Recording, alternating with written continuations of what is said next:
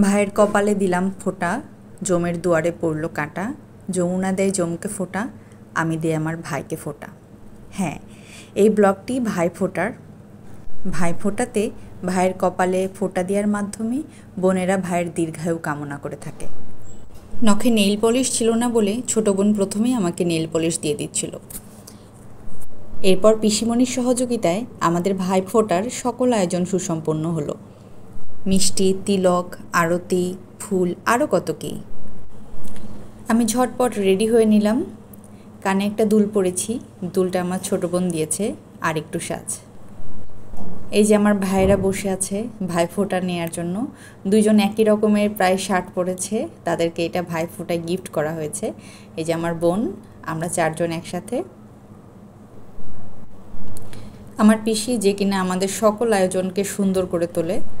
আমার ছোট ভাই সৌরভ ঢাকায় ছিল না, তাই ওকে সামনাসামনি ভাইফোঁটা দিতে পারিনি। ভাইফোঁটা দিয়েছিলাম অনলাইনে, অর্থাৎ মোবাইলে।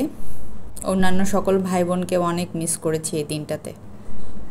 কপালে চন্দনের ফোঁটা দিয়ে ভাইয়ের জন্য মঙ্গল কামনা। মজার বিষয় হচ্ছে, ভাইফোঁটার পর্ব শেষ হওয়ার পরেই শুরু হলো বোন ফোঁটার পর্ব।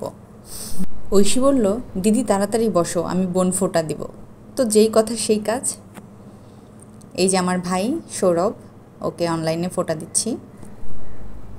যে কোনো সম্পর্ককে টিকিয়ে রাখতে সম্পর্কের উদযাপনটা খুব বড় ভূমিকা রাখে।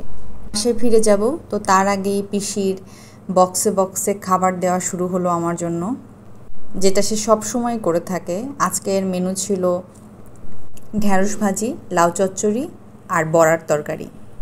তো পিসির বাসায় গেলেই আমার জন্য এভাবে সুন্দর করে বক্সে বক্সে করে সে খাবার দিয়ে দেয়। আর এই খাবারটা ঠিকঠাক দিতে না পারলে যেন তার রাতের ঘুমই হয় না।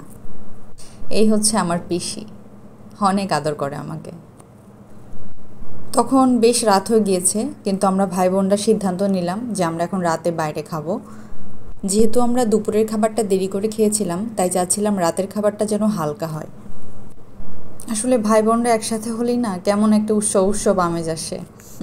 তো খাবার আসতে আসতে আমরা গল্প করছিলাম। এই যে খাবার চলে এসেছে, আমি নিয়েছিলাম রুটি সবজি, আর ওরা সবাই নিয়েছিল হালিম, রুটি, এই ধরনের খাবার। এই তো ভাইফোঁটার উৎসব শেষ। তো আপনারা অনেক ভালো থাকবেন, সুস্থ থাকবেন। আমার কিন্তু বেশ ভালো সময় কাটছে। আপনাদের সময় কেমন কাটছে আমাকে জানাবেন।